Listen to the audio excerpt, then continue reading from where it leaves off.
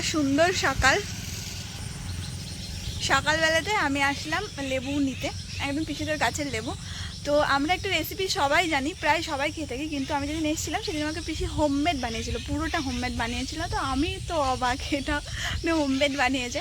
তো সেই ব্যাপারটা আপনাদের সাথে তুলে ধরবো। আমি এখন লেবু নিয়ে যাই আপাতত একটা ছিঁড়ে। কোথায় লেবু লুকিয়ে আছিস?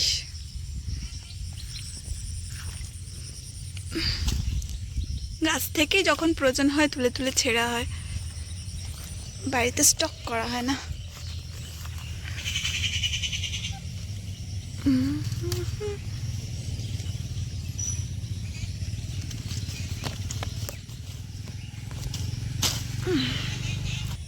চারটে মতন লেবু নিলাম। ছোট লেবুগুলো কিন্তু এখনো অতটা পাকেনি, কিন্তু বড় লেবুগুলো একবারে পরিপুষ্ট, এত ভালো একটা স্মেল বেরোচ্ছে, দারুণ একদম। আর পিসিদের বাড়ি লাগোয়াই একটা বাগান আছে যেখানে প্রচুর ফলের গাছ আছে। বাতাবি লেবুর গাছ তো অনেকগুলোই আছে, ধরেছে কিন্তু এখনো পাকেনি, পাকার সময় হয়নি তো। আর কালকে যে বাগানটায় গেছিলাম সেখানেও আম গাছ আছে, এখানে অসংখ্য আম গাছ আছে। আম তো কোড়াই না, এরকম পাখিতে খেয়ে খেয়ে। এটা কিন্তু একদম ভালো আম। সেও না এসছে আসি বললে।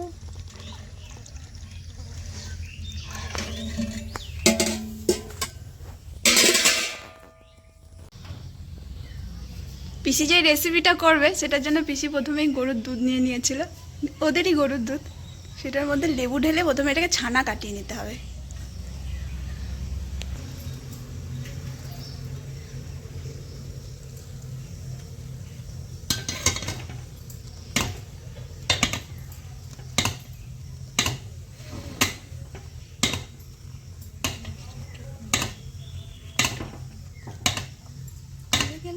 মোটামুটি সব কটা রসই দিয়ে দিয়েছে, আর এই দেখুন ছানা রেডি একেবারে। এটাকে একটু গরম করে নিয়েছিল ভাতের হাঁড়ির উপরে দিয়ে, ভাতটা পড়ছে এর উপরে দিয়ে কিছুক্ষণ গরম করে নিয়েছে যাতে জমাটটা বেঁধে যায়। এই যে পেঁয়াজগুলোকে দেখা যাচ্ছে, আমি প্রথম দিন এসে ভেবেছিলাম এগুলো হচ্ছে ছাঁচি পেঁয়াজ বা সাঁচি পেঁয়াজ, যেগুলো অনেক সময় এরকমভাবে ঝুলিয়ে রাখা হয়। সেই পেঁয়াজে ছোট্ট ছোট্ট হয় সেই পেঁয়াজগুলো, কিন্তু এভাবে ঝুলিয়ে রাখতে দেখে আমি সেগুলোকে সেটাই ভেবেছিলাম। কিন্তু এগুলো দেখলাম না, যে আমরা যে বস্তার পেঁয়াজ কিনতে পাই, বোম্বাই পেঁয়াজ বলে, এগুলো হচ্ছে সেগুলোই। কিন্তু এগুলো যেহেতু চাষ করা হয়েছিল, কিছুটা বিক্রি করেছে আর কিছুটা পরিমাণে এভাবে সংরক্ষণ করা আছে, যে বাড়িতে যেন পরবর্তীতে খেতে পারে। তাতে পচবে কম পেঁয়াজটা, এভাবে যদি রাখা হয়, হাওয়া বাতাস পাচ্ছে, পচে কম।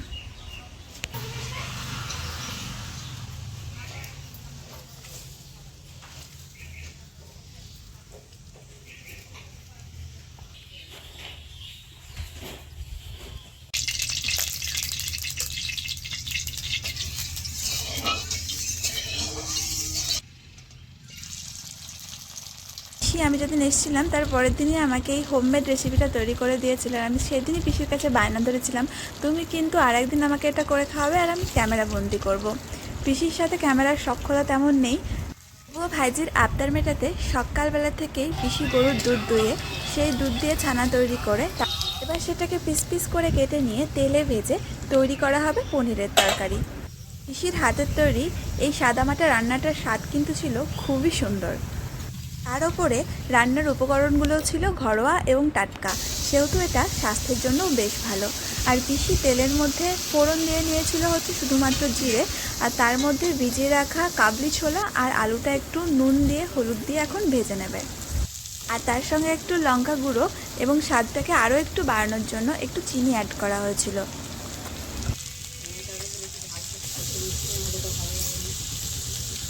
স্বাদ আছে।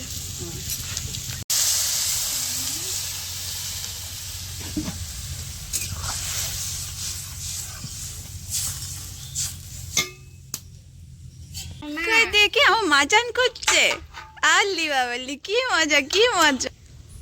আয় আয় আয় আয় আয় আয় আয় আয় আয় আয় পিপি আয়, স্নান করবো পিপি আয়।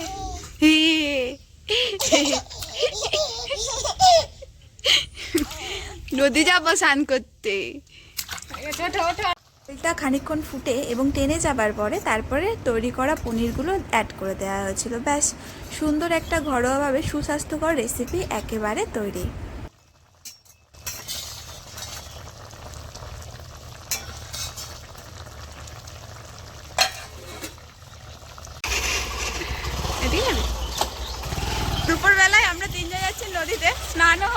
মাছও ধরবো।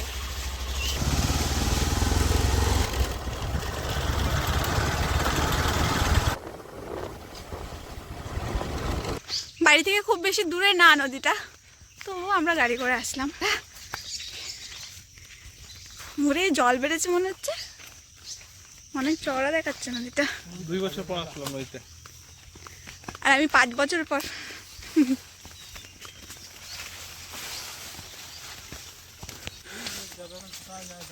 ওরে বাবা, ওরা হেঁটে হেঁটে চলে গেল ওরকম। মাথার থেকে একটু একবার দিন তুই নামি নাকি চলে। হ্যাঁ, স্নান করবো তো, স্নান করবো বলে আর মাছে ধরবো।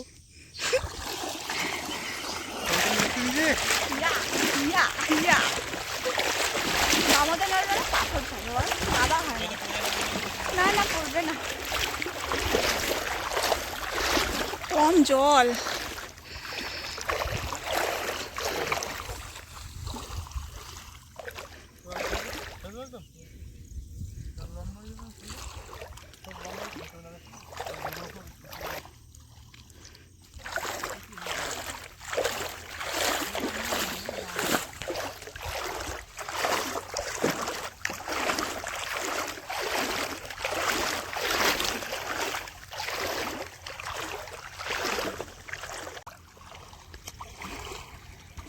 আমি এখানটা দাঁড়িয়ে আছি, জল এতটা কম, ওরা ওইটুকু নেমেছে, ওই দাদা অতটা বেশি জল।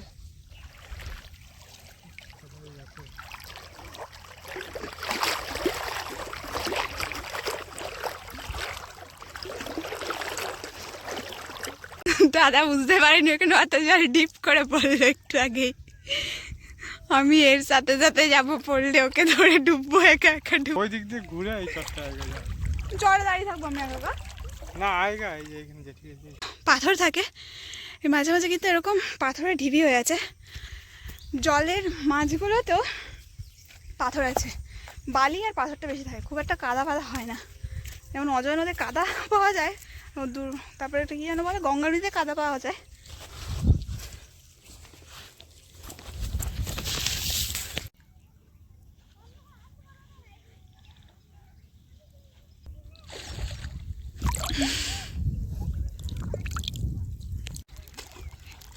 ওট ওট ওট, এতটা জল, ওরে সাঁতার কাটছিস তুই?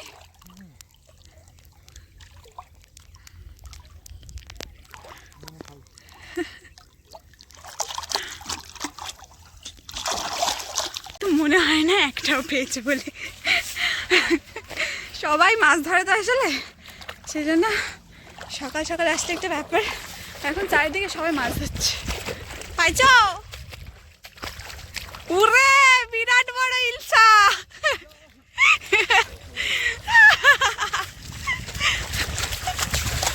মাছের সাইজ দেখাও, মাছের সাইজ। ওই হেরে আসেনি, জিতে আসছে, একটা অন্তত ধরে এনেছে। নিয়ে যাওয়া হবে। তোর কোন ছেলে খাবে সেটা তুই বল। এইটা তো খানিক বড়।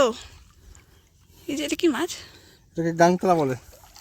কি গাংতলা? এটা ঠোঁট আছে। হ্যাঁ, কত বড়! এ তো মনে হচ্ছে নিজেই পাখি, এ নিজে মাছ খায়, তাই না? হ্যাঁ, এটা হচ্ছে সেই টোটাল নদী ভিউজটা। দুঃখের বিষয় আমরা মাছ ধরতে পারিনি, আমরা যতবারই আসি অমনই হয়। ওকে, স্নান করলাম, এনজয় এনজয়।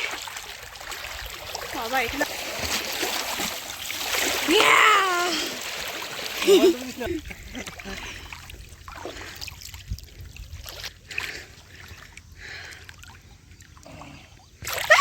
হাসি নিয়ে গেল গো আমাকে।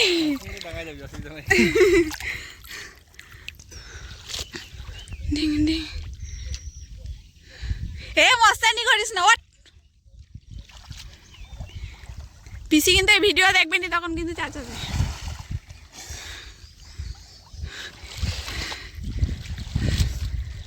যাবো আমি।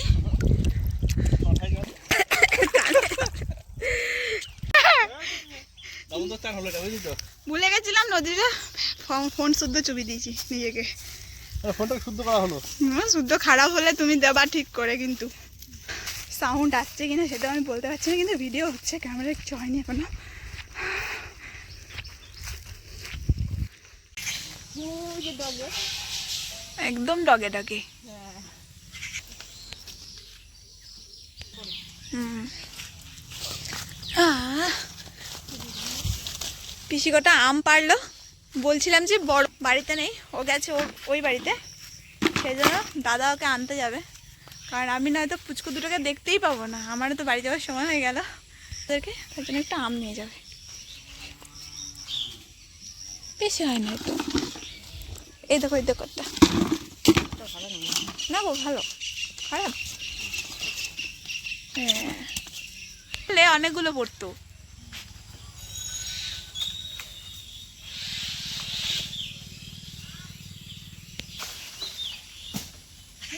কোথায় কোথায় ঢুকে যাচ্ছে।